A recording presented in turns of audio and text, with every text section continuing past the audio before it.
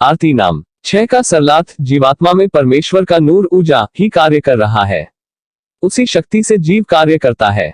परमात्मा स्वयं नूर आध्यात्मिक ऊर्जा अर्थात शक्ति का स्रोत है। इसलिए कहा है कि नूर परमात्मा की आरती, नूर परमात्मा के छाजय अर्थात परमात्मा को समर्पित। सतलोक में सब पदार्थ एक नूर तत्व से बने हैं। इसलिए सर्व आरती में प्रयोग होने वाले वाद्य यंत्र भी नूर अर्थात परमात्मा से उत्पन्न है। नूर के सुनते अर्थात परमात्मा की महिमा सुनकर यथार्थ ज्ञान होने पर साधक फिर संसार में जन्म नहीं लेता, वह पूर्ण मुक्त हो जाता है। नूर की वाणी अर्थात परमात्मा की महिमा की वाणी परमात्मा ही स्वयं बोलता है।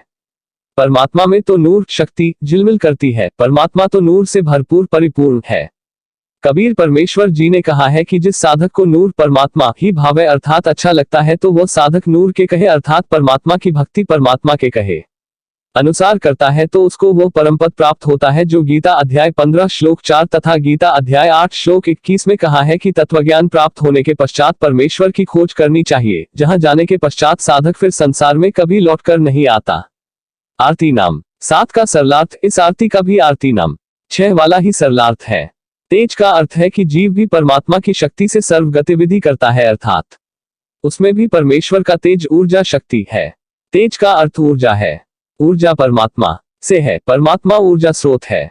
परमात्मा की आरती परमात्मा के सामने करते हैं। सर्व पदार्थ भी परमात्मा के तेज से बने हैं, उनमें भी तेज अर्थात परमात्मा का अंश है। परमात्मा का भोग खाद्य पदार्थों का भोजन परमात्मा को लगता है। तेज परमात्मा की शक्ति से बने परमात्मा के अंश के पखावस खड़ताल आदि बजाने खड़काने के यंत्र को तेज जीव जो प्रभ का अंश है बजाता है।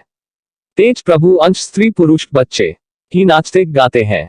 आरती करने में प्रयोग होने वाली थाली तथा बाती पुष्प तथा तुलसी आदि के पत्ते भी प्रभु के तेज से बने हैं।